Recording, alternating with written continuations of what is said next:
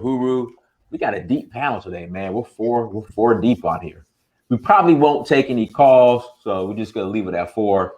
But today's topic is part two from I think that was yesterday. Was it last night or Thursday?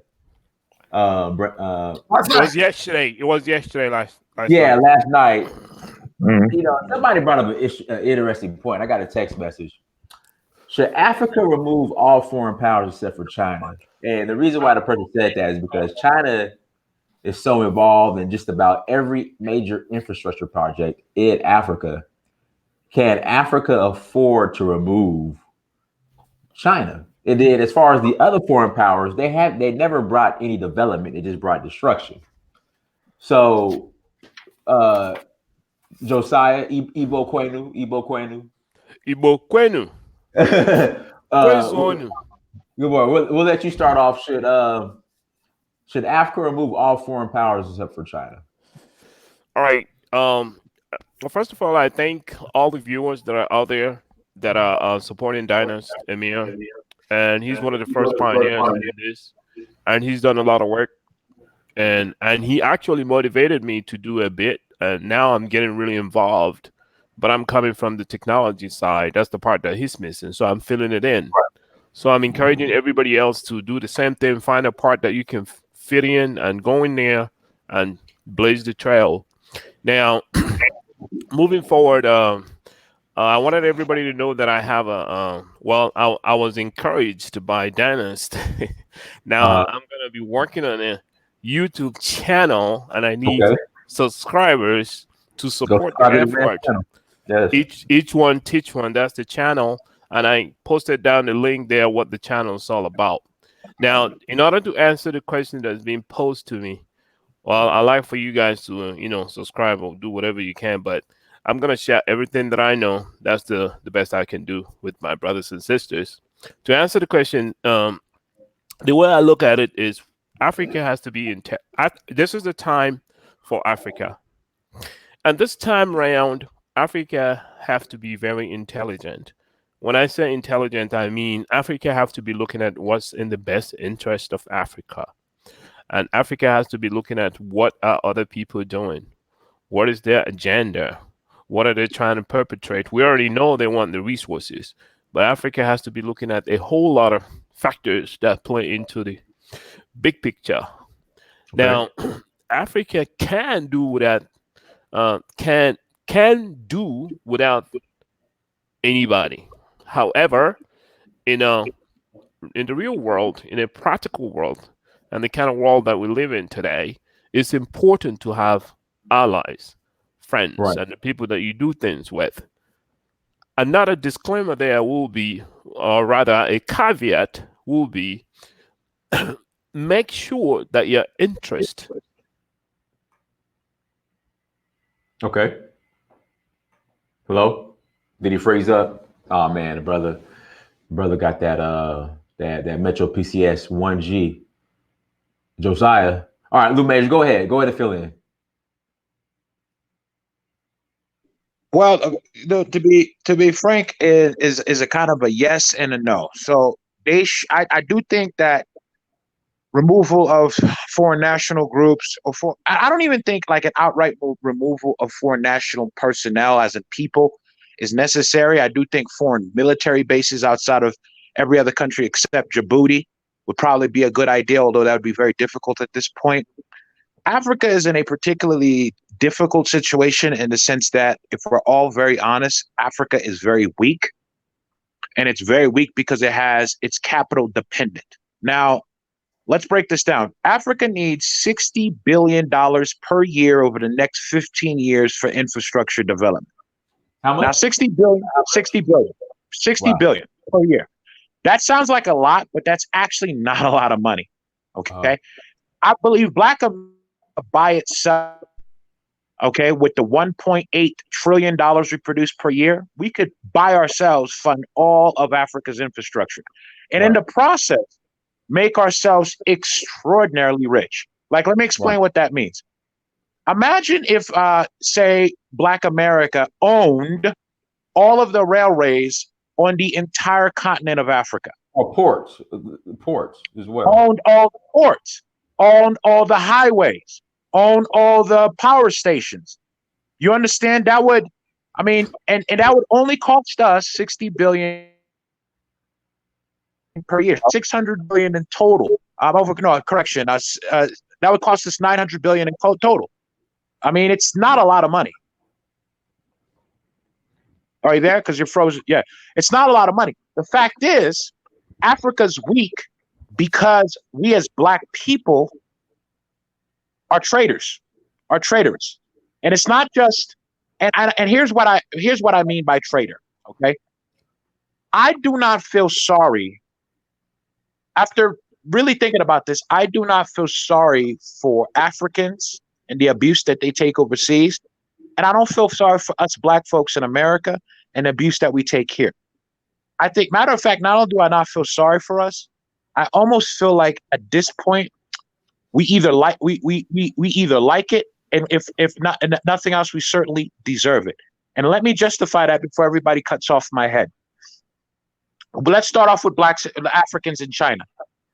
What are they doing in China in the first place? Now, if we exclude the students, small percentage, a majority of them are in China because they didn't feel like they had sufficient opportunity, and so they left their home continent and went to China, and a place that doesn't like them or care about them. Now, why did that happen? Well, that happened for two reasons. Because the blacks who are in position all over the world, Europe, America, they do nothing to uplift their own continent. So they leave, make all of this money, and then they give their talent to the same people who then use the talent and the things we create for them to go ahead and continue to exploit our homeland. That makes you a traitor because you're helping in the exploitation of your own people for your own personal gain. That makes you a traitor. In any other group, in any other circumstances, a person like that would be killed. Now, I'm not saying kill traitors. I'm not saying anything like that. Disclaimer. I'm simply saying that. Okay. Go ahead. Because I'm simply saying that's the severity of that action. So, like, it would be one. I understand that there's a knowledge gap in Africa, so I could totally understand somebody going to China or going to the United States to acquire education, and then even maybe working for an American or Chinese company for 1 to 5 years to acquire experience. But the whole entire objective should be to acquire that information, that knowledge, that experience, and then return back to Africa, apply it, and build industry within the continent. The problem is that is not what Africans out of the continent do, and that's damn sure not what diasporans do. They get their education, they get the experience, and then they enrich and build up the companies of people that don't look like them, and then they do nothing for their own continent. And then they watch as their continent continues to be exploited. So for me, in my mindset is, if nobody's going to hold people who are doing that accountable, if nobody's going to hold these poor leaders accountable, then you deserve what you get. And at some point, on some level, I almost am starting to think that maybe what the best thing for black people everywhere, including Africans, is more abuse from outsiders. More abuse, more exploitation, more disrespect, because everybody's got a breaking point. And I think that maybe what needs to happen for us as a community is for us to get abused to the point that we break. Because that's what happened in the civil rights movement. It got to a point where at least 30% of the black population, and it was only 30%, got so sick and tired of the abuse that they were undertaking that they were prepared to get beaten, killed, hanged, whatever else, because to them that was better than the continued status quo. And at this point, if Africans and blacks all over the world can't get it, when we're constantly disrespected and abused in some way by groups that don't look like us, maybe we need more abuse. Maybe we're like dog, that we need to be abused to the point that we get it. Because I have a dog, Argentino. He used to pee inside the house all the time. And he would pee and shit inside the house all the time. And every single time, what I would do whenever I would catch him, I would take his nose, put it in the pee, spank him on a butt, and take him outside. And it took him 3 months, but after a while, he just got tired of the abuse, and now he doesn't pee inside the house. You understand what I'm saying? He will wait by the door for hours before he. Okay, hold on. I gotta give a disclaimer. Anybody from PETA who watches this, You know, Oh, I don't agree that with is that. the standard when you potty train a don't dog. agree. I don't agree with that. I do not agree with that. With doing that, I don't agree. Just okay. All right, go ahead. I'm All right. He okay. knew, Okay, just, he knew it dude, was that's how you abuse. train a dog. That's how you potty train a dog. This is okay, whatever, man. Or you could Peter, crate train Peter, it. anybody from Peter who watches this, any animal rights groups, I do not Jesus. agree. I don't agree with that. All right. Okay. I Okay. disagree My with whole that. point is at some point, maybe that's what's necessary. I believe that life doesn't happen to you, life happens for you. So my perspective on slavery is probably controversial. I think slavery was terrible, but I think in many ways slavery was good is good because it made us stronger. If we can endure slavery, if we can endure Jim Crow, if we can endure colonization, we can endure anything. We are an unstoppable special people because of our experiences. But for us, there needs to be an activation point. And I'm saying that maybe what's needed for blacks globally, but it's just more abuse. More All right. abuse because if you don't, if not, because here's what's gonna happen in 2 weeks. You know everybody's gonna forget about this. Nothing's gonna change. Of course. So at some point, there's a saying in Haitian but the Haitians say that maybe the nose on your face is made out of shit because you have no dignity. And that's kind of how it is for us black folks globally. Maybe the nose that's on our face is made out of shit because we have no dignity. And I think maybe more abuse is what's necessary for us right now, for us to finally get it. And then at that point, then that incredible strength that we have can be fully activated. Because at this point, I don't think we actually need the Chinese for infrastructure. We have collectively, diasporans can fund our own infrastructure, and we would be ridiculously wealthy if we did. But we just choose to not do that. Okay, cool. So it's you know. All right, everybody. Before so what I'm going to do, I'm going to pass it over back to Josiah because Josiah, your 2G Metro PCS internet was acting up again. That 2G Metro PCS internet. So I'm gonna pass it to Josiah. But before that, guys, if you're interested in starting a home-based business dealing with gold, again, a home-based business dealing with gold, give me an email, go to dynastymirror.com and shoot me a message. Again, go to dynastymirror.com and shoot me an email. All right, Josiah, go ahead. All right, thank you. I'm back now. So Africa and the descendants of Africa can replace the Chinese, but we have to have a game plan.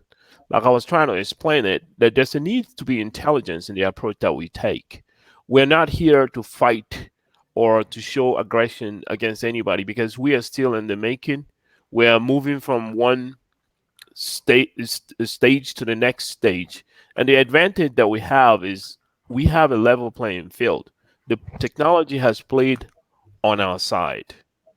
COVID-19 actually played on our side. Look at Dynast, look at Lou Major, look at Brandon. We never even met each other. But look at us talking about things that matters to us as a people. So the way I see it, we need to go back to the drawing board and see what other nations are doing. We have a sample at hand. The sample we have at hand are the Chinese people themselves. I took their 100-year plan and I read it. When I read it, I was like, man, these people know exactly what they want. Let me show you guys some of the stuff that they were talking about. Let me show you guys some of the ways that they used to come up with their growth. First of all, they had objectives. They had about 6 objectives. Africa had to look at their objectives and see where it fits in. We already know we have to be intelligent in our operation. We already understand that they want resources. Now we have to think, how do we trade our resources for what we really need? We already know that we have the youths. 70% of us are younger than 30 years old. And we know the strength is in our youth. What are we doing about that? What kind of education are we giving them? Are we giving them the same Western education from the colonizers? Are we teaching them not to speak their local language? Because people, it's been proven scientifically that you understand more and better when you're using your own local language or your mother's tongue. It makes more sense that way. So Africa has people all over the world with smarts, intelligence, that have worked, that have many years of experience in different arms of governments in various countries in the globe. We have to tap into that resources. However, to do that, let's see the strategy the Chinese have, and how, let's see, look at their paramount objectives and see how it fits into us. I'm not encouraging anybody to copy and paste here. You have to look at something and see how it affects you, and how it impacts you, and how it relates to your own situation. When we read this together, you would start to realize that we have a great advantage if we work together. Now, number one, the Chinese look at their number one objective was capital accumulated led growth. Capital accumulated led growth. Number one objective for the Chinese people. And y'all know they achieved it. That's when individuals have something to do and they get paid for it, whether they are working or they have their own business and they do it continuously with that same measure of profit over a period of time. Becomes a capital accumulated led growth. And you see it massively showing in the statistics of any particular nation, or fingerprints of that nation. Now you have the innovation led growth. Africa don't have this, but we see a mix between capital accumulated led growth and innovation led growth, with the fintech coming out of Kenya and the fintech coming out of Ghana and Nigeria. So now we're looking at it from a perspective of people that are just starting. Have we really saturated the area? What have we done? Have we realized and empowered our youths to accumulate money on their own, to make money on their own, so that they can tributary into the capital gains of the whole continent? We haven't done that, but we see a mix. It's a gray area: capital accumulated led growth, innovative led growth. We don't see that, but that's a mix. Now, integrated urban rural development. If you're an African, you will understand the rural development has been out there for a long time. They haven't really achieved, let's say, 60% or 70% of integration, so that if you live in the village, you can pretty much do the same thing somebody in the urban area is doing. But they are getting better with the advent of the mobile devices. Like I said, the technology is playing on our side. Yesterday, I was on YouTube scouting for talent and checking out what's happening in Africa. I saw my father's homestead, a person in front of my father's homestead in the village, showing some pictures about a situation, what's happening over there. That's an advantage we have. In the past, I would never see anything like this. So you see how the technologies laid the groundwork for our people already without even, thinking too hard about it. Now, number 4 is the green development. We are nowhere close to that. Number 5 is inclusive development. We are nowhere close to that. Number 6 is finance and state-owned enterprise reform. We are not close to that. So from looking at all these are major objectives that you need to grow a nation. Africa don't fit anywhere except for number 3, integrated urban rural development. Why? Because we're copycats. We're a consuming nation. We have a lot of technology that are from outside that we didn't build, because we don't encourage our people to make these things. We want to push we want to push the responsibility to experts, people that are from outside. Usually they are not the same ethnic background with us or racial background with us, and we give them the opportunities of a lifetime, while we're there sitting measuring our importance based on the relationship we have with a Chinese or a white person. These are wrong. These are problems of people with inferiority complex. As you can clearly see here, we need to do some work. We need to come up with a strategy. That's why I recommend Dr.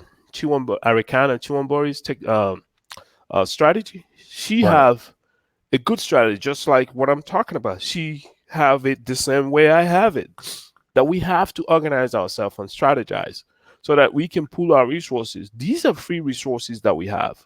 Dynast, New Major, African, Pan African. You guys are like institutions. Your brain is full of information. We need to take that information, formulate groups. Hey, Josiah, I want to pass it to Brandon. Then, Go ahead. Yeah, go ahead, Brandon. Okay, my mic was muted. I agree with Joe. Well, I don't agree with everything he said, but basically, back to the question: should we kick out everybody at China? China. I don't think we should kick out any of the foreign companies that are helping to build infrastructure in Africa. What I think is we should look at what is our motivation as Africans for allowing these people in to build this infrastructure. Are we building things that are integral to the foundation and infrastructure of the country, or are we just like Black people all over the world who will just sell their soul to have something shiny right now?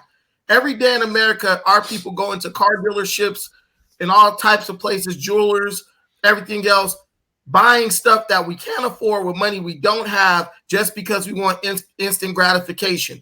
When you look at Africa and you see all the things that are immediate needs, and then you look at what's being built, a lot of times what's being built doesn't really make sense when you look at the immediate needs. Like, why would I build a house for Parliament or something when 90% of the roads in the country aren't even paved? They're dirt. You see what I'm saying? Like, you got to go through a bunch of potholes just to get to this fancy, nice building. And Josiah brought that up yesterday when he said you buy a house, you build a house that you can't maintain, and you buy a car that you can't even drive on the streets of the city. We kind of putting the cart before the horse. We need to look at why they're there and why we have them there. And we need to make sure that why they're there is to serve our best interest and not their own. Like, one of the main reasons China, and I thought Willie was going to be on here, but he's not. One of the main reasons... I'll bring him on later, but we're kind of crowded right now. So.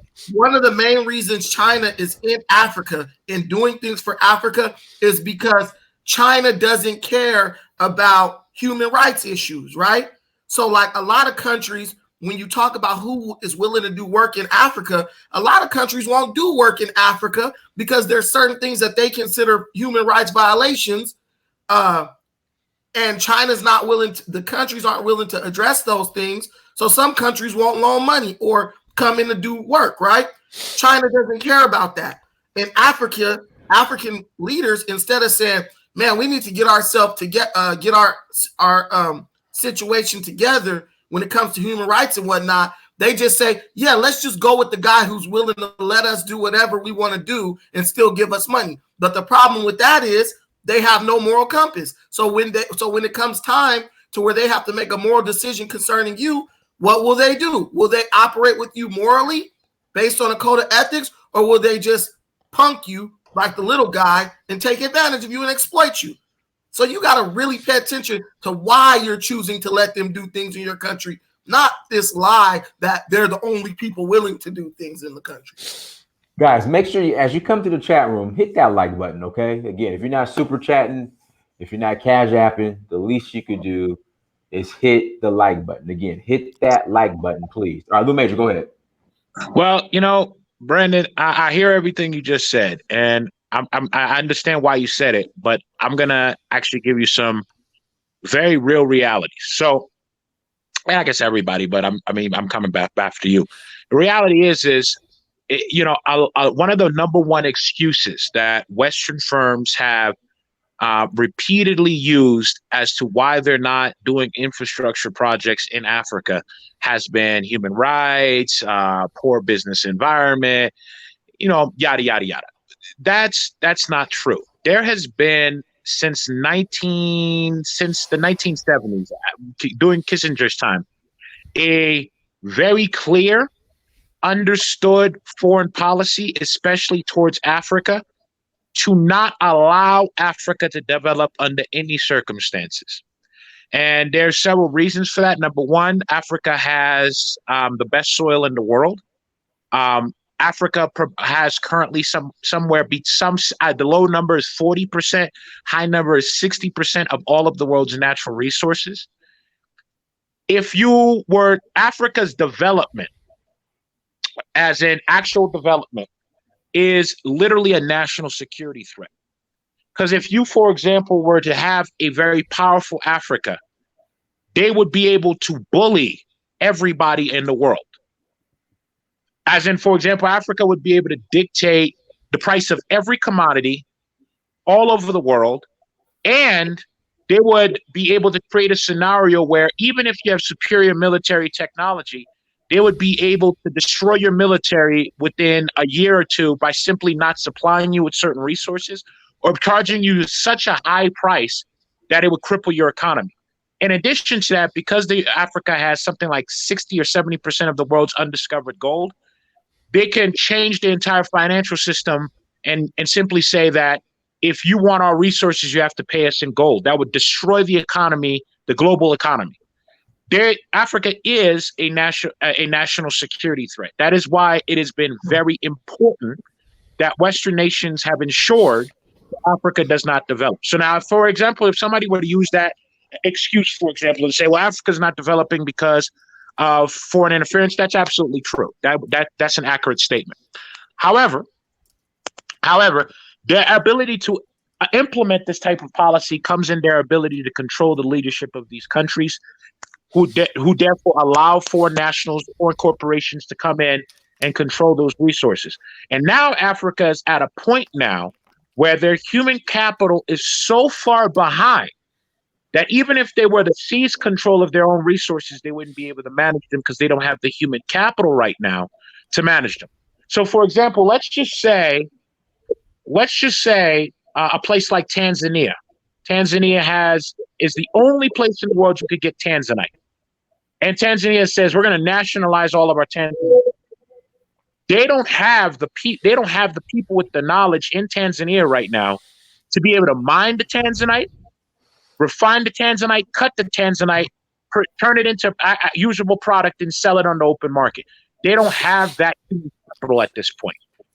The only way Africa can ever stand on its feet at this point where it's not going to be controlled because of its human capital issues is two things. Either they're going to do public-private partnerships with foreign corporations that are not necessarily friendly to the United States and in Europe, i.e. Russia and China, Iran, some of the Arab states, who don't like them neither, but at the very least, you could maybe get a deal done with them. And that's what you're seeing a lot of Rwanda's doing with Air Rwanda, their recent electrical deal with Gazprom, and of course working with the Chinese. You could either do that, or you can hope that your diasporan Africans, and we're not talking about all African Americans, a majority of African Americans or Afro-Europeans are not necessarily necessary. We're talking about your elite. So that's going to be your Freddie Figures when it comes to telecom, Thomas Mensa when it comes to internet. Guys like that, you have to try to get those people to come back to Africa, and then you're going to have to almost create an oligopoly by giving those people a disproportionate amount of control over very large swath of those industries. The problem is with that, which is the most ideal, which means you would create a new black elite, and in Africa for a time would look very similar to Russia, and then it would transition out of that. The only problem is that most African diasporans are too stupid to realize that that's what Africa is offering them. So what Africa right now, a lot of African governments who are really trying to find a way out of this, such as I will give the credit to the Ghanaian government, Rwandan government, the Tanzanian government. They're trying to find a way out of this situation, but they also understand their human capital problem. Right. And so what they're trying to do is inadvertently kind of tell African Americans, come in, we'll give you control of these large sectors of our economy, and not just African Americans, European Americans. The problem is we have a problem where they think that the African Americans are more advanced than they really are. So like Africa doesn't realize that the African Americans are not going to be smart enough to realize what's being offered to them. Lou, can I stop? Go ahead, Brandon. Can I stop you? Because I'm trying to keep. Hold on, Brandon. One second. Guys, check out Tribe Decor. That's my sister, future sister-in-law. You getting married? No. I'm not getting married. No. Oh, okay. I was about to say. I get married. No. That's kind of big news, brother. Yeah, my future sister. I'm just gonna put it out there. Future. And as soon as I'm putting the business out, I'm sorry. My future sister-in-law. But okay, for her to be my sister, no. That's her website for she sells her African clothing and she does the mask as well. So guys, go check out Tribe Decor. Okay. All right, go ahead, Brandon. I just want to respond to you before I forget what your main point was. But the thing I'm saying is this: Africa, even if you go now, is not super developed. Even with the Chinese, that's the there. Point.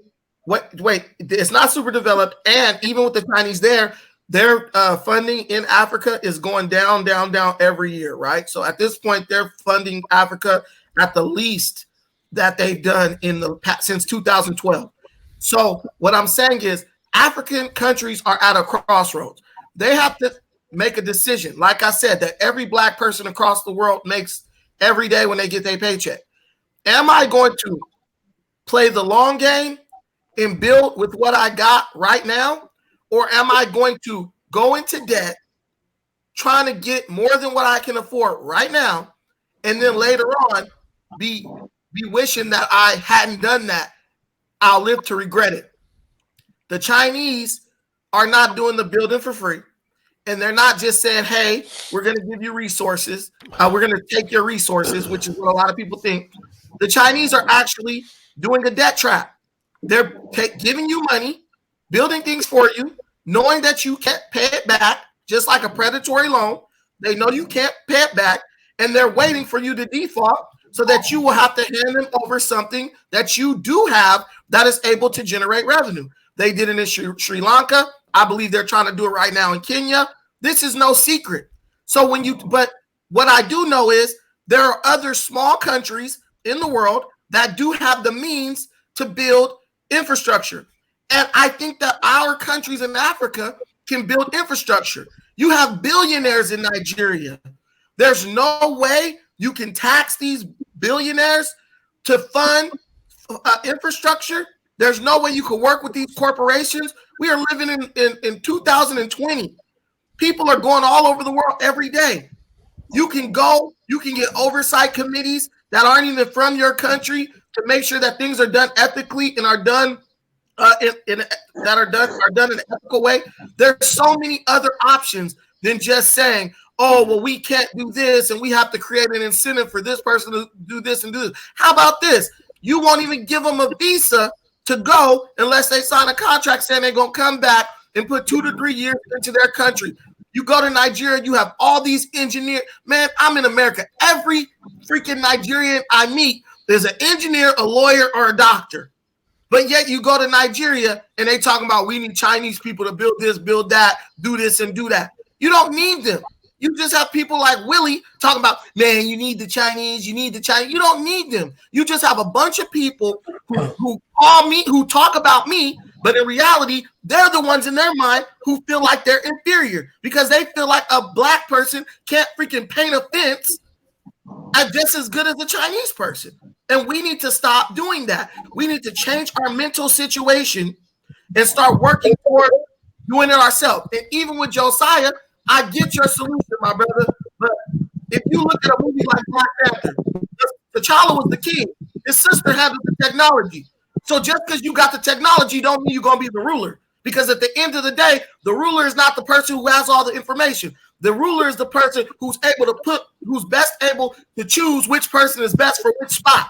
So just being like, oh, all we need is technology. We need technology. That's what the white man is telling you. But guess what? Technology is not going to save you, which is what a IT person here will tell you. Because they sit there, because when things go bad, they also suffer. If no one can buy what you're selling, you suffer. And when you're in technology department, all that is predicated on a need for what you're doing. So we have to start thinking with imperial mindset instead of thinking about, oh, well, my strong point is going to be the thing that's going to save us. We don't need messiahs with one plan that's going to save everything. We need everybody to start doing work right now, wherever they're strong at, so that when we do go make a move, it's diversified, therefore having a greater chance of success. Hey, real quick, hold on, guys, hit that like button. And Susan is going to marry my brother in Nigeria. I'm putting that out there. I'm putting the energy out there. I'm putting the okay. What's that? Hold on. Is that Dragon Ball Z? Good luck with that. So can we continue this? Susan, hold on. Susan's going to marry my brother in Nigeria, so I have to support my sister. Susan's going to marry my brother, so I got to support my sister. Okay, let me address the super chat. If the Democratic Republic of Congo had the military muscle to tell the world we would cut off the supply of coltan to the world, they would have the world's attention and could start to negotiate from strength. What are your thoughts on that comment? Well, yeah, that's the entire point. But what I need, first of all, Brandon, have you ever been to Africa? No. Okay. So you're getting all your information from like The Economist, the New York Times, and shit like that, aren't you? Right. Okay. So what I think in the first of all the engineers, doctors, and lawyers that you meet, the Nigerian people, in my opinion, I call those people traitors. Okay. And the reason I see them as traitors is because it's not bad to go to the US and get the education. But you have a duty to your people to come back and apply that education and to building infrastructure in your space. And one place I'll use is you could really do a very good parallel comparison between India as a country and Africa as a continent. GDP, as in how much money each place has, is actually the same. It's actually the same. So, for example, India roughly has about a $4 trillion economy. Africa sits right behind it at some years between 3 to 3.5 trillion, depending on the year. And we're not even, and that's what can be tracked. So it's probably right at 4 trillion, because remember, Africa is still very much a cash-based economy. People have no idea how much money is really there. So they're about the same. What you're seeing is, why is India going to probably surpass Africa? And no, not probably, is going to surpass Africa. Is what you're seeing is a lot of their talented Indians. What they do is they come to America or the West, they get their education, and then they go back to India and they build new companies. And so now you're starting to get people like that, the guy who runs the Soft Cap Fund, who's famous for saying these zombie companies should get wiped out. That guy lives in India. He's a billionaire. Ambani, he's a billionaire. The guy who owns Tata, he's a billionaire, right? But they live in India. All right. And the reality is Africa is that right now for any black person. That includes Brandon. I don't know how much money you make, but you're clearly a smart guy. You're probably very underpaid versus your actual relative white. Huh? I'm not that smart. Go ahead. Okay. Versus your actual I'm going to guess a white guy of equivalent intelligence probably makes twice what you make. But I'm saying to you, with the skills that you have, you could go to Africa and literally be a millionaire, because there's a huge human capital issue. I mean, the issue is human capital. They don't have the people to manage those resources. So when they say they need the Chinese because they literally don't have the people in-house who could build infrastructure at that level. There was a huge issue in Ghana before many years ago, in which case you would, for example, pay a Ghanaian contractor to build something, and he would say, I need 25% or something like that up front. You'd give him that 25%, he would just take the money. You did, yeah. Yeah, so when you have that type of human capital, right, that's a problem when it comes to, say, advanced trade. Now, here's the good things about African capital. It's very cheap, and can work for a really long time. I mean, you have to understand, these people are used to being slaves. And so in many ways, you could work an African for 15 hours in a day and they'll do it and pay them next to nothing. Now, that sounds terrible. But what that actually does is it gives Africa a huge competitive advantage in terms of manufacturing.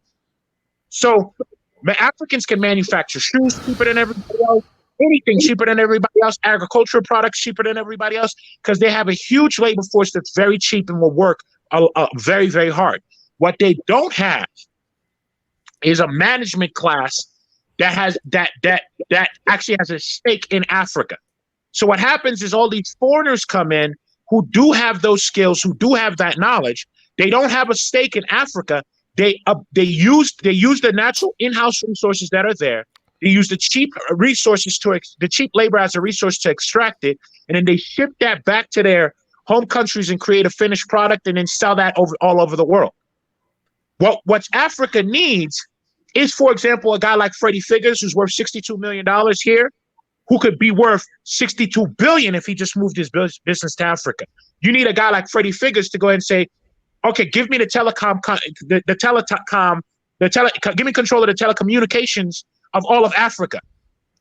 Boom. Now you got a guy who's going to be worth billions of dollars, but he's also black. He might have the stake of he might have a stake in Africa. Does that make sense? That's what you do. What Africa now needs is human capital coming from the diaspora into Africa. And then there's a lot of governments who would be willing to give these diaspora huge amounts of control of resources and industries, which would make these people billionaires with a B, right? But the problem is getting those diasporans to quit being traders. That's the challenge for Africa right now. Because Africa, in-house human capital on the continent, it's not there. I'm trying to tell you, it's not there. Okay. 1 second. Let Josiah, you want to chime in? I encourage everybody to focus on solutions. We can't be talking all the time about something we know already to be the problem. Let's attack the solution. Let's ferociously attack the solution and get it out of the way. We talking about getting all these people here or whatever. We have our youths. Let's concentrate and train them, move our businesses from here, or have a chapter of our business that's already here down there. We need to have a strategy. We can talk about this all day, but what are we doing right now to impact the changes? Technology is one of the pieces that we need. The world is changing. If you are going to talk down on technology or say it doesn't make sense, then you don't need your cell phone anymore, or you don't need your car, or you don't see the wave that's going on where we have the level playing field that we have to concentrate and take that and run with it. Now we have our young ones who are already caught up with this technology. That's our major piece. We need to start teaching them. There is a template that any one of us can use. If you are in the medical field, if you are in mining industry, you can actually operate by recruiting people right here. Whether you live in the UK or US, you can start working with the people on the ground right now. That's being practical. Within 5 or 10 years, you will see an improvement. We can talk, oh, this person have to do this for us. Africa really don't need Chinese people. We don't need anybody. What we need is to do exchange with them, like buying and selling. I need this. Here you go. That's the money. I take what I need. We don't need anybody coming in to build this or build that. Whatever we can build by ourselves, we're not ready for it. Simple as that. When you allow people to come in and build for you, they take away from you. You lose not only your privacy, you become vulnerable. They know your secret because they built it. Right? Now, all this stuff Africa is building, that's why I said we need to be intelligent. The word intelligence means knowing something ahead of time and to be able to predict because of the knowledge that you have. And it comes along where it has a lot to do with wisdom. You have the knowledge and you act on the knowledge. For instance, if I see a car coming to hit me, what do? I jump out the way. That there is acting on my knowledge. That's wisdom. Myself, I'm a developer. I'm in security. I have told you guys how I'm doing it. I move what I'm doing from India to Africa. I have 10 Africans that I work with. If you are into mining or any other business, do the same thing. Right now, nobody, there's social distancing. That's the precursor of what is to come. The businesses are going homebound. I call it Yep. they're Yep. going homebound. Yeah. Now you can operate from here. You can get your little crew right now. Like Lou Major said, Lou Major lives in Africa right now. What he talked about when it comes to human resources and the skill set, the price for the skill set is cheap. He just read my mind. He took it out of me. That's why I moved from India to Africa. They have the resources, but they are so low priced that I can maintain one developer for $1,000 a month, while in India I can't do that for 2,000. In America, I can't even do it for $4,000. Do you guys get it? And these guys back there are good at what they do. Why? Because they have to do it to survive. What we need to do when we talk about diasporas, what we need to do is to go in. Lou Major like to use the word rule over.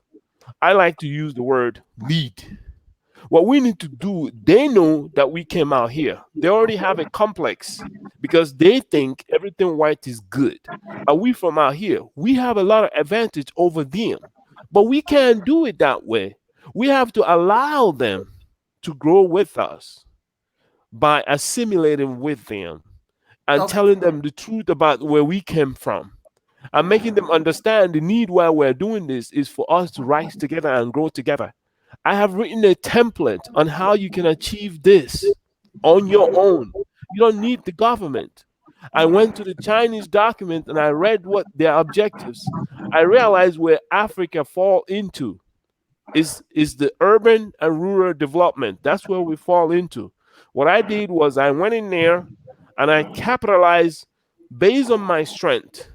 I'm into technology. I do software. I said, okay, this is what I'm gonna do. I'm gonna search for talent. That's the first move. I want to Okay, search. wait. Let me stop you because it's hard for me to keep up with you when you're making so many different points in one long stretch. So if you talk to me and direct it at me, just keep it nice and like short, and then we can talk. We can go through that later. But I want to tell you, I never attacked technology, Josiah. What I'm telling you, which is why I don't really like to talk to technocrats, because they only can see technology. There are many avenues we could do the same thing, bro. I just lied and joked around with Lou Major, and I had to correct myself because, my wife is commenting on here and saying, "Why you lie and say you never been to Africa?" I've been there. I've been there. I'm No, he doing knows. the He knows you've been there too. He knows you've been okay. there. You told him last time. Nah, he don't listen Yeah, I to what know. He knows. I But I'm told not you he gonna was call him playing a with liar. you. He was playing with you. You know. No, I was just like, but what You I'm think I'm saying an is, asshole, but I ain't that much of an asshole. this is what I'm saying. Listen, do you know the first thing they do? I'm gonna ask all you guys a question. What's the first thing the United States does when they go to war with a country? They'll usually sanction them. They cut off They their sanction them. They cut They off cut their their com. communication right Okay, there. so so you're right, Josiah. The first thing they do is they take out their electrical grids, right? They take out their power totally, right? So if we say, yeah, let's base everything on technology, if they somehow take that out, you're gonna have other things to still, so you can still function and be operational. So what I'm saying is I would never attack technology. Technology is allowing me to talk to you right now. But we have a lot of Black and African people all over the world who don't care about computers, and they don't care. They're not technical. They can use it on a layman's. They have layman's ability to use it, but they're not deep on it.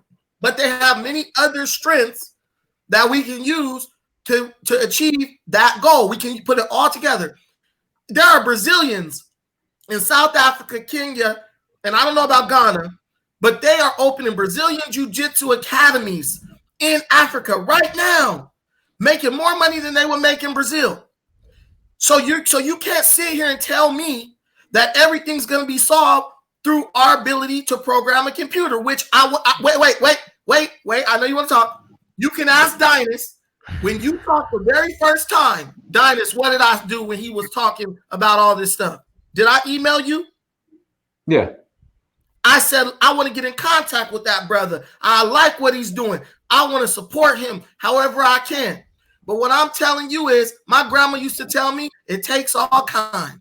And that's what it's going to take for us to get this continent where it needs to be. It's going to take all kinds. Everyone has to have an ability or have the opportunity to be a part of what we're doing. And I'm not talking about a mass awakening. What I'm talking about is let people do what they love to do, encourage them to come to the continent, and you're going to see it's going to have an amazing effect on everything, because not only will we be able to make inroads, but we will also be able to teach our people how to do better, do what they're doing currently, even better. But we have to talk about, like you said, solutions. And the solution is we got to stop letting all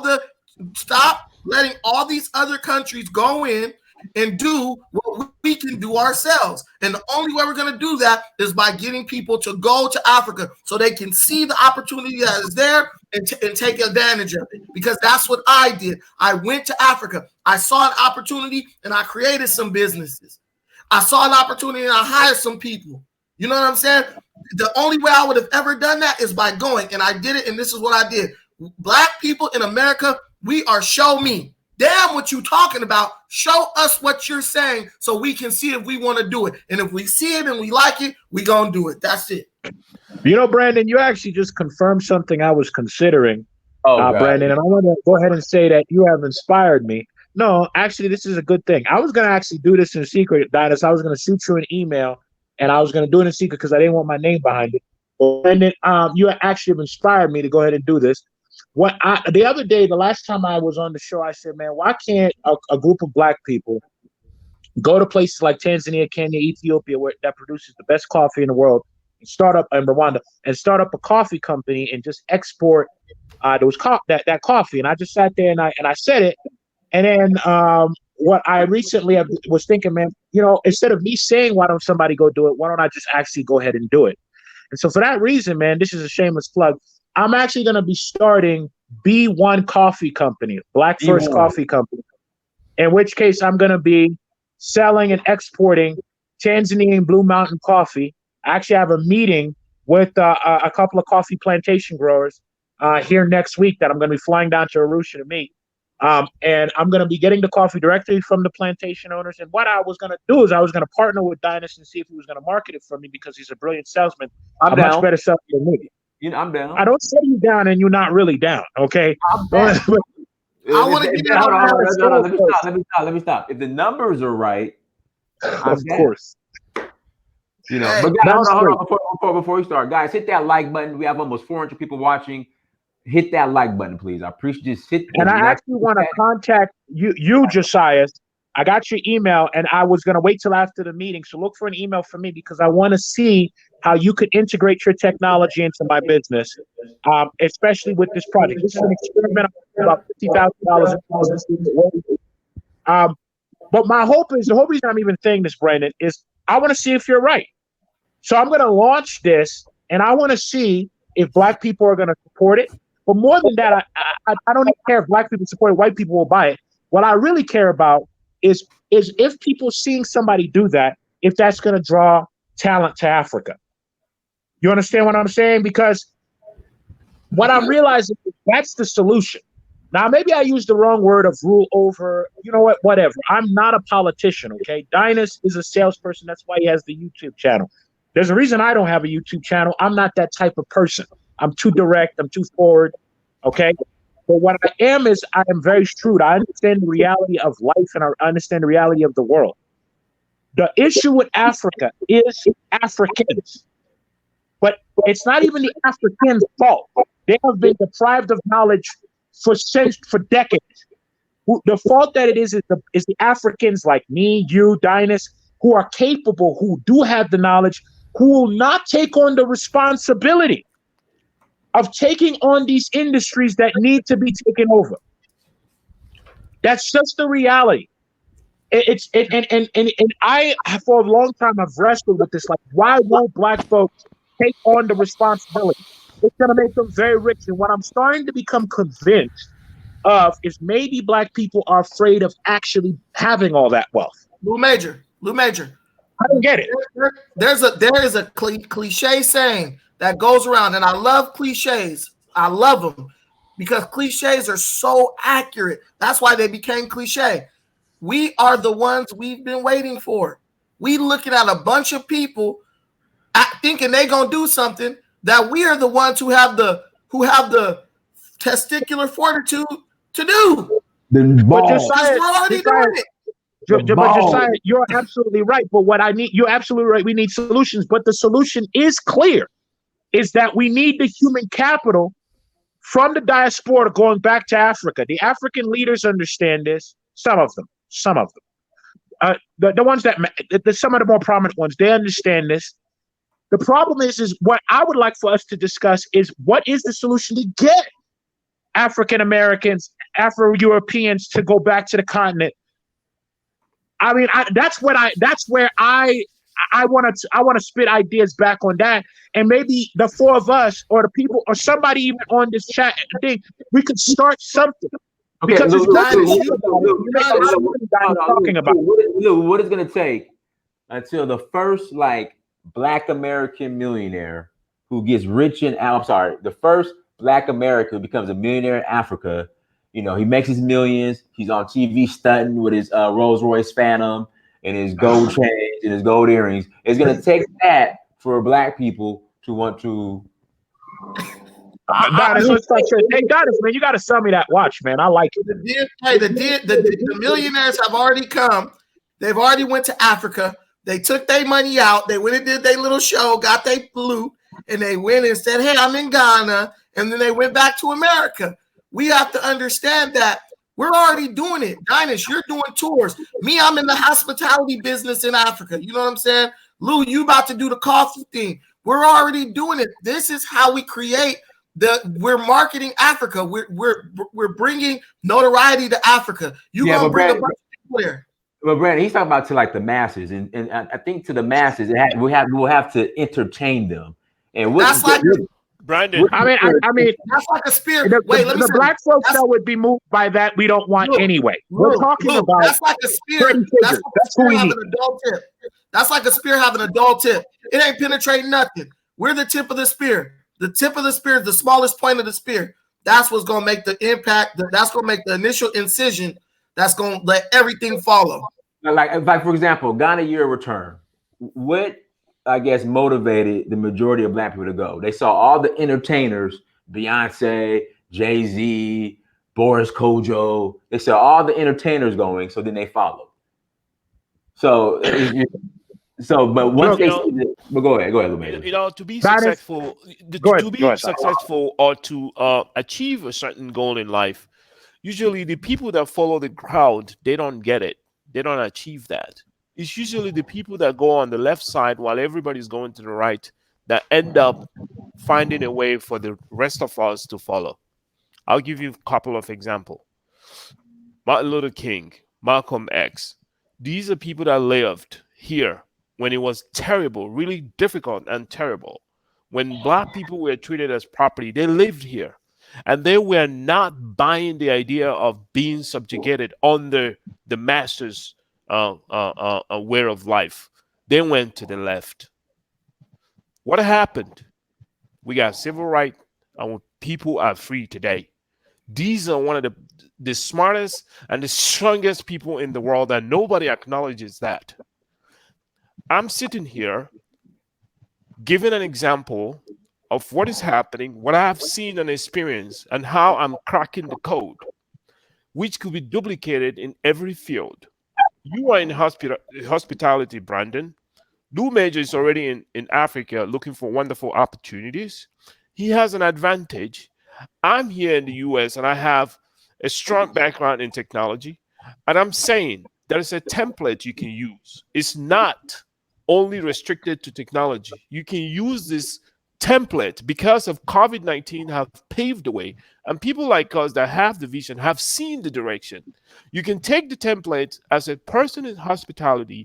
You send that information to that kid in Africa and you say, go down to this little village, find this property, I want to buy it, or find this place, I want to buy it. Make sure it's good enough so I can have the Airbnb or whatever done over there. These are the stuff you can do. What about those that are into the gold business?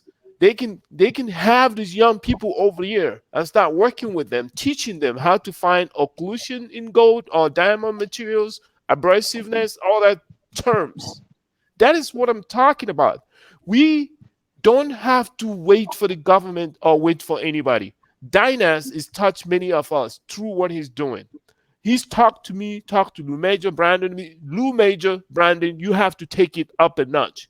You have to start talking to the young folks back in the motherland and teaching them what you know. So you can change their mindset to recognize that they don't need the white person or the Chinese to help them. I don't believe that technology is the Alizé. I believe technology is 30% of the whole part. I said this many times, but I get misunderstood many times. I am saying, as a black person that has a technology which he came with by himself and which he patented and which is very difficult for him to make wave because he's not copying and pasting, that I figured out a way to crack the code, that I have moved resources and I'm seeing the result. I have moved faster than ever when I went to Africa, that I have the copy, the template for other people to take and copy it. I'm so excited about it that I want to share it. This is not about money. It's about a people rising above at the right time. There's no better time. Josiah, real quick question. This is a business question. Brandon, let me get this out. Josiah, does your company make apps? So, for example, if I said to you, Josiah, I need you to make me an app that does X, Y, Z, is your company capable of doing that? Yes. Josiah, get in touch with me after we get off this. You and I have some business to discuss. Same as you, Prince. But go. I need your sales ability. But we'll talk about that later. Go ahead. So to continue the discussion, Africa can displace the Chinese. Africa can replace the Chinese people. I'm not afraid to say it because I know it's true. Africa has a lot of engineers in the diaspora and inside the motherland. But the problem with the people in the motherland and the people in the diaspora is the same. They lack the confidence in themselves. Nobody's courageous to come out and say, the white man, you wrong on this mathematics. I can prove you wrong. Nobody. They're worried. I'm not going to get a job if I do it. They're worried about it, but I'm not worried about that. If you're wrong, you're wrong. I have the technology developed. I have patent to prove it. I have an app that runs on it. I have a proof when it was tested that is better than any app on the planet. I have a proof that Google wouldn't use it because they can't see what's in it. I have all that proof, but I'm not afraid to tell everybody about it. I want people to duplicate and be content to recognize that Africa needs to chart a new direction. Martin Luther King charted a new direction. Malcolm X charted a new direction. And these people lived in a time that it was so crazy for you to think different from the masters. What does that tell you?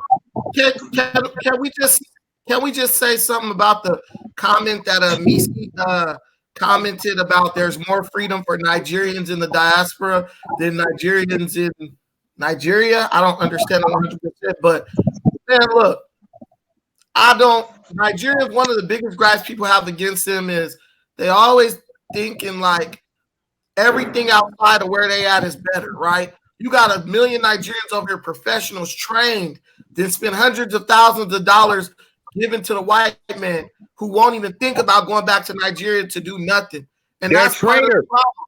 Yeah, that's part of the problem. So when you say there's more freedom outside in the diaspora than in Nigeria, nah, that's just a cop-out, okay? Because America is one of the most regulated places there is. Brandon, I'm glad you brought that up. A lot of people point to the incompetence of the governments in Africa. And by the way, that's true. They are incompetent. However, in my opinion, and I've been in many different places, man, in many, many different places. One of the most business-friendly places for me, in my opinion, I've ever been to is the African continent. You can literally do whatever you want. Right. I mean, you can. There is no regulation. There are no rules. You can do whatever you want. Okay? You have all of the natural resources, raw materials, in-house, cheap, labor, cheap. And in terms of taxes, you pay the government what you want to pay them. You understand? Because they're that incompetent.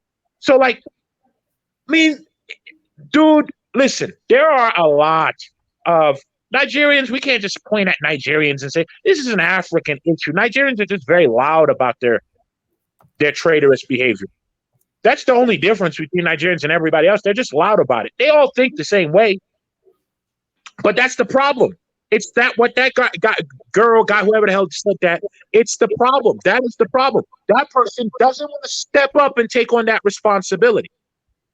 Or they're afraid to, or they're cowardly, or they're stupid. They're one of that. But either way, they don't want to step up.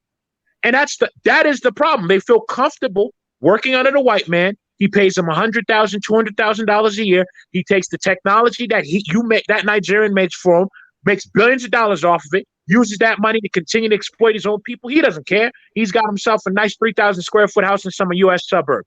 That's the problem. Now, we could talk all day about Africa. The solution, Africa is the African problem is one of the most interesting in the world to me, because most problems, you don't know what the solution is. You're sitting there racking your brain trying to figure out what the solution is. That's not the case with Africa. We know exactly what the solution is. Just think about what Josiah said. 35% of all U.S. patents were submitted by an African. Just think about that. Do you understand that? That means that African engineers, African doctors, African scientists, African computer engineers are the most innovative in the world. And they're providing all of that technology, all of that innovation to white people and Asian people who then use that to exploit us. Fiber optic internet was developed by Thomas Mensa. That is a Ghanaian. The average African speaks 4 languages, more than anybody else in the world. Do you understand how incredible that is? The average American speaks 1. That's it, and barely speaks English.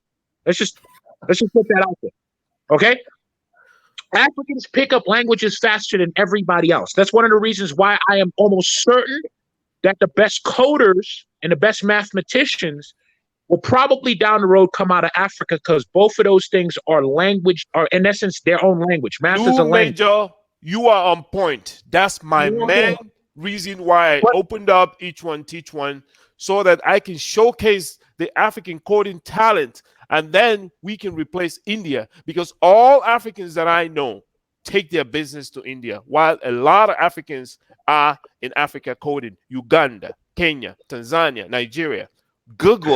A year ago, Google went to Africa, set up a place. People don't even know about this. When they were looking for engineers, software developers, they had 3 million applications. Bro, they've got an incubator like So a couple miles from my house. From my house in Ghana, Google's got a huge incubator out there. The issue is this is the issue, and I keep saying it, and I say it over and over again. I'm here. I'm fucking here. I'm telling you what the problem is. The problem is it's a human capital problem, and I'm talking about human capital at the management level. Okay, they don't have the managers with the knowledge and the skills to manage them. And the problem is what all these foreigners who are making all of this money from Africa, all they're doing is they're going to Africa and they're taking advantage of the locally sourced raw materials, locally sourced cheap labor that is heavily undervalued, and they just manage it. That's all they do. They're not doing. Let me say this. Here's what's worse, Brandon. I gotta get this out. Here's what's fucking worse about all of this. This is what makes me which infuriates me, okay? Is that these guys are not even smart. These managers, these Indians, these Chinese, they're not that smart. I promise you, Brandon, I promise you, if you actually were to talk to one of these fucking Indians who are running $1 million companies, you would be like, this dude's dumb as a box of rocks. No, I spoke to them. I've been in Kenya, nothing but Indians. Brandon, if you know what I'm talking about, you should understand why I get so mad, why I'm so jaded. Hey, listen, the Indians over there are dumb as hell. Their kids, they're like teenage sons. Okay, we gotta watch, Sorry. Okay, but they're they're not the most intellectual people. But I was going to say a statement that everybody in this chat is going to agree with. In Africa, you can make $1 million just being on time. Literally. You can make $1 million just being on time. And pay attention to this for all these people who talk about, oh, he's never been African. If you just started a moving company and showed up when you said you would be there and delivered the furniture when you said you would deliver it, you could make $1 million in Africa because it's he's absolutely right, bro. It's that kind of place. Absolutely right, dude. He's absolutely right, man. Bro, I was thinking about this the other day when I was in Nigeria. I said the first person who can make a good Philly cheesesteak sandwich is gonna make $10 million. Since then, I've been trying to figure out how to make a Philly cheesesteak sandwich. I just can't figure it out. I said the first person who goes to Nigeria and opens up just selling Philly cheesesteaks, that's it. You're gonna make $1 million. That's what I'm trying to get people to understand. Africa is incredibly business friendly. You can do whatever you want. Like you register your company if you want to. Literally, it's that unregulated. It's the wild, wild west, man. If you live in an area and you get a house and the roads are not paved, bro, if you want to, you could just pave the road. Ain't nobody gonna tell you nothing. You could just pave it. All right, I'm gonna pave it. And what does it cost to pave a road out here? Couple grand. That's what. And then all of a sudden, you exponentially increase the value of all the houses. And so when I say to you that what's neat, I don't know what it will take. That's what I would like to talk about. I don't know what it will take for these diasporans to come. Because the second that happens, game over. You're going to get a whole bunch of black billionaires, man. A lot of black billionaires. Lot. Once we can showcase the resources, not only the resources that are in Africa, the skills, the petty skills that are needed. For instance, he talked about if you are going to be open a moving company. Once we can show you can get people to work for you, the labor is there, and they can actually accomplish the task and fulfill what you need. These are some of the stuff we need to be showcasing to the diasporans. We need to be showcasing numbers to them, how much it will cost to start a little business. For instance, I know it will cost you about $20,000 to start a restaurant business where you're using truck to move the food around, just like they do in California. I know quite a few African Americans that are doing that in Ghana. And Nigeria is a big market that anything works in there. Kenya is the same way. If you start a food truck, you can make a lot of money. These are petty little stuff. All you need is a regular application like app. You can have an app when your food is ready. You go and supply the food. Everybody knows on the app. This is why we need to dialogue. This is why we need to figure out how to use everything we have to create an energy, a synergy that can actually envelop or wrap everything around so we can have a solution. When you are using technology if you are embedding technology into your business logic, you become very efficient. You don't have to spend the whole time making food and now trying to figure out where to go sell it. But with technology, you already know a location where everybody will be at and you sell the food there. And with technology, they already sent you what they need and you prepare it ahead of time. And you save the food from damaging and all that kind of stuff. Same goes to agriculture. Same goes to all of the stuff that is being done in Africa. Lou Major, you on the ground. You can look into agriculture. You can come up with turnkeys that will allow you to get the diasporans back in there. Some of us that do technology are willing to help you, to work with you, to provide you with the technological skills that you need to incorporate in your business. For instance, in the drone sphere, Africans are using a lot more drone than ever. You can look into that. There's also there are many other technologies that's out there. I mean, other businesses that are not even technology, but you can work with technology. Hey, Lizzie was talking about gold the other day. You see, she was talking about gold. Gold is being mined in Zamfara and some other places.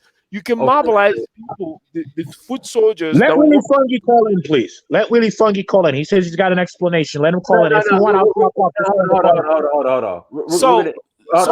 Hold on, Drusilla. Hold on. somebody in the chat room said Africans will look at Philly cheesesteak sandwiches like, what the hell is this?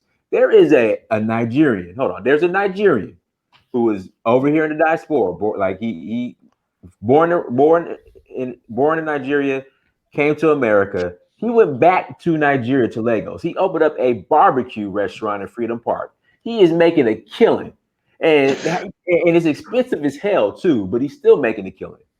Okay, guys, I want to say something. Hold on. That's my point, bro. Hold on. Hit the like button, and y'all, we gotta watch the language, because at the end of the day, we can say that about Indians and Chinese, but they still dominating. That's my fault. That's me. You know what I mean? Bro, that's my point. I want you to see. I'm not trying to insult this person. I'm not trying to insult this person, but that's my point. That's my point. Dude, Africans love new things. That's why they adopt things so quickly. Do people not realize that 3 or 4 years ago, I could not be on this conference with the internet infrastructure that's what's available in Africa? Okay, like Africans are the fastest adopters of anything I've ever seen. Okay, and so like, yeah, they'll see a Philly cheesesteak sandwich, then they'll eat it, and they'll realize just how delicious those things are, and they'll have lines around the block because you'll be the only show in town in a city with 24 million freaking people. Stop the show. That's what I'm trying to say. That's what I'm talking about. But Lou Major, in Lagos, there's a Cold Stone and a Domino's Pizza damn near on every corner. Hey, exactly, man.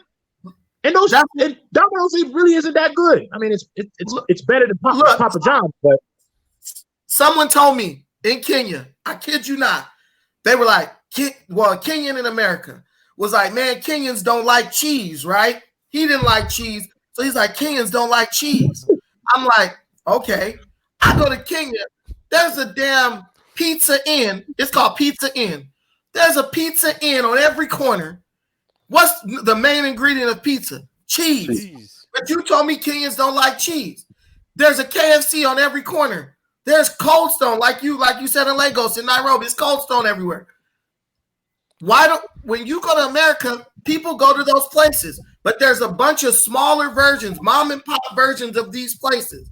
You can take that mindset, take that type of business over to Africa, and you will make a killing, period. You can fry catfish and make $1 million, I think, over there. I know, because ain't nobody frying catfish. That's what I'm trying to say. All right, listen, man, I don't eat soul food no more, but man, I've had some macaroni and cheese that some black folks made, and that shit's incredible. And you ain't finding that nowhere in Africa, man. Okay, that's what I'm saying. Like, man, these Africans have never had a grilled cheese sandwich, bro. They've never had a peanut butter and jelly sandwich, man. I mean, we're talking about basic stuff that if diasporans, I mean, you almost, when you're here and the juices start flowing, you almost overwhelm yourself with the amount of ways you can make money. But the problem is, again, the issue that you have is there's not enough management level people. So like, if you run a business in Africa, your biggest challenge is not going to be finding labor. It's not going to be finding materials. It's not going to even be finding real estate. It's going to be finding managers. Because here's the deal. For your business to expand to scale, you need managers to oversee sections of your business. You need actual competent managers that are not going to steal from you, that are going to run things efficiently. And that's the issue. That's what we're lacking. We're lacking here in Africa managers. At the end of the day, education is the key. Every job you work, what is the first thing they do? They train you. It don't matter if you go to a Forbes 500 or you work at McDonald's, they train you. We have to just set up the training models when we go there. Just like they trained the Kenyan how to make a pizza at Pizza Inn, and he ain't even seen a pizza before, probably. We can train people to do whatever we want them to do. Now, I agree with you, because sometimes it's an effort and futility trying to get some people in Africa to do things a certain way, right? Like at me with the apartments and stuff, moving furniture upstairs and stuff. There's a lot of difference of viewpoint when it comes to doing things like that. But the guys I use, I trained them, which involved me picking up the couch myself and walking up the stairs and showing them this is how you angle it and all this stuff. We just got to be willing to train our people, just like if we were in America, we would have to train our people. We have to educate our people point blank. We don't have to be Eurocentric in educating them. We have to educate them based on what's on the ground. Like Lou Major is saying, what he sees, there's a managerial inaptitude in Africa. So if you're taking a business to Africa, you have to recognize that. It is quite clear by now that a lot of witnesses has been able to let us know that you can actually succeed with a business in Africa. Now, easily, what do? We need to find a way to manage the people that work for us. And we need to recognize the training is vital for Africa to succeed. And we need to focus on our youths. I am doing my own little thing. Lou Major is doing his. Brandon is doing his. Dinas is already doing what he's doing. Let's take it one step at a time. You do not expect anybody to fall from heaven to start helping Africa. Individually, we can do that. And that's what I've been talking about. So education, again, turned out to be the major key. I agree with you. All right, guys. What we'll do, we'll start closing out. I know some of y'all long with it, so we're gonna start now. Brother, Brother Josiah, you'll start first. Go ahead, brother. What do you like to share in closing? Well, what I wanted to share. The brother 3G. The 1G Metro PCS that froze on him. Oh man, Josiah, the 1G that froze on him. All right, Lou Major, go ahead. Well, once again, man, I think what I feel like is necessary and absolutely essential is trying to get African diasporans, whether that be African Americans, British, European, even people in China who have acquired those skills in management and executives. We don't need more workers. Africa has plenty of that. So if you're the type of person that is going to go to Africa to look for a job, stay in America. You're not very useful. What we need is people who have ambitions to run a business, any business, by the way, soul food restaurant, whatever, the landscaping. I mean, trust me, it doesn't matter. Whatever type of business that you want to run, if you have the skills, if you have the knowledge, and you're ready to go ahead and branch out on your own, Africa needs you, and Africa will reward you well. Your competition in terms of the other entrepreneurs you're going to be competing with will not be nearly as smart as you. They will not be nearly as capable as you, and the populace would like working for you more than they would like working for them. One of the things I will say is, despite the fact that Africans have an inferiority complex, one thing I will say is that there are a lot of Africans, a large number, who will be happy to work for you than they would to go work for the Indian that they traditionally work for, or the Chinese that they work for. They would prefer to work for you. And so you have a lot of eager employees who are hungry, who are going to work long hours, who are going to help you build your business. And what I'm saying to you is that Africa needs those people. That's what's going to change Africa. It's not going to be Chinese infrastructure. It's not going to be donations. It's not going to be American infrastructure. It is going to be, they need a management and an executive class.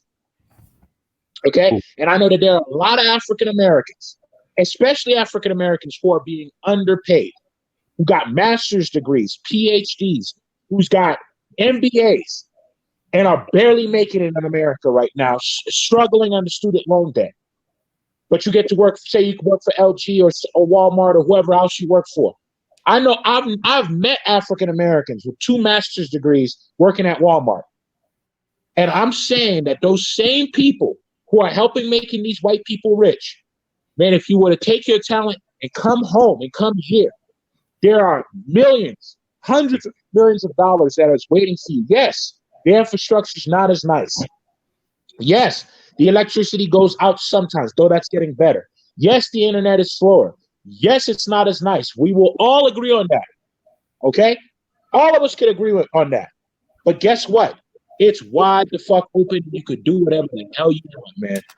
You could do whatever you want. And let me tell you something else, man.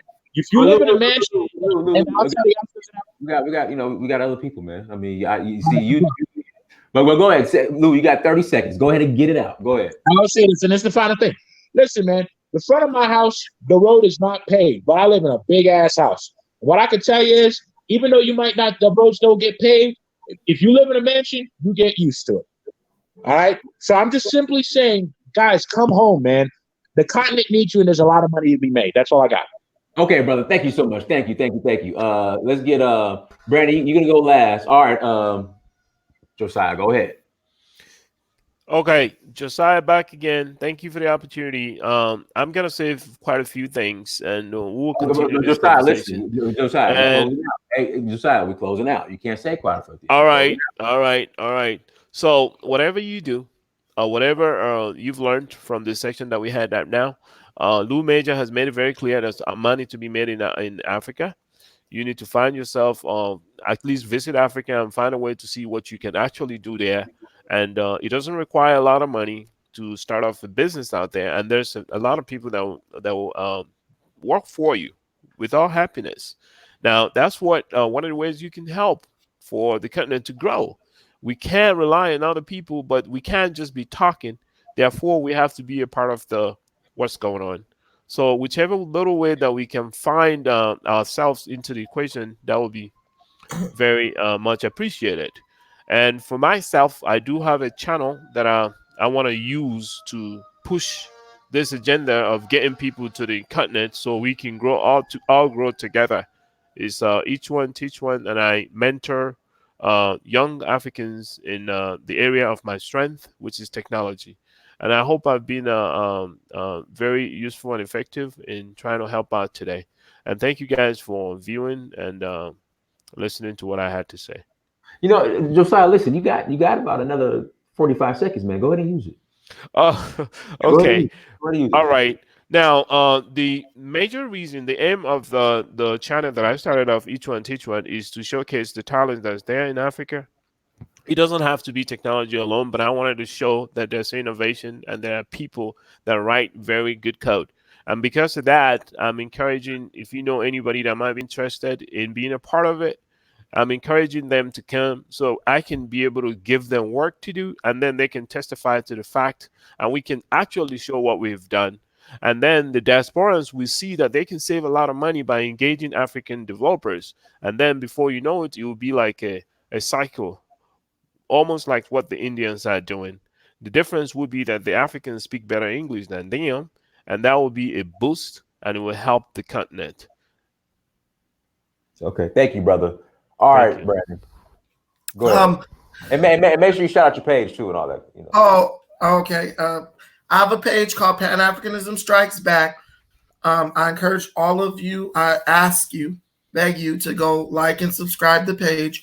One thing is that as we grow our platforms, some of us, we're going to grow to the extent where we're not able to engage with people on an individual level.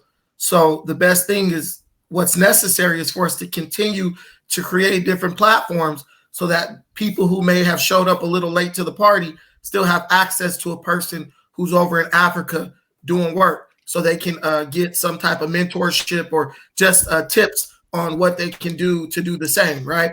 So I'm always open to talking to people, giving information as to how to make inroads in Africa as far as business, very easy business opportunities. But our people are great.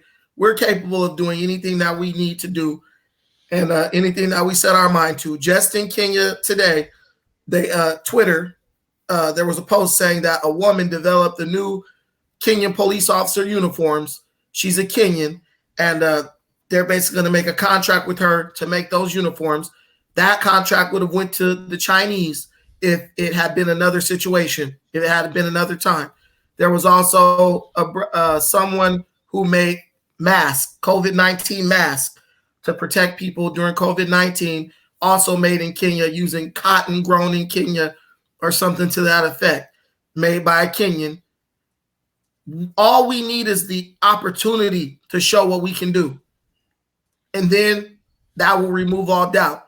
But the only way our people can gain the opportunity to do that is if our other people from the diaspora come to Africa and give us that opportunity. Don't be discouraged. I understand that risk is a huge fear. We all fear risk, but anything you're going to do in business, my Kenyan business consultant said, any business you do, you have to go all in. You cannot be afraid. So I want you guys to take the spirit of our ancestors, just whatever ancestor embodies what you're trying to do, just ask that ancestor for strength. And I guarantee you they're going to give it to you. But we have to support each other no matter what. Even if you don't agree, even if the person says something you don't like, even if you don't like the way they're saying it, you still have to support them, because we are nothing if we can't support each other and stand on each other's shoulders to get to where we all need to be. We're making a way for you in hopes that you will make a way for somebody else. And that's all I have to say. All right, everyone. Thank you so much for joining. Brandon, you have Instagram? Yeah, you can find me on Instagram at Relapse King with 2 G's. Relapse King, one word, 2 G's. And Facebook, Brandon Tucker. All right, there we go. Everyone, thank you so much for joining. Like, share, subscribe. Until next time, family, Donnie Samir, search for Huru. Peace. All right, bye, guys. Peace. Thank you.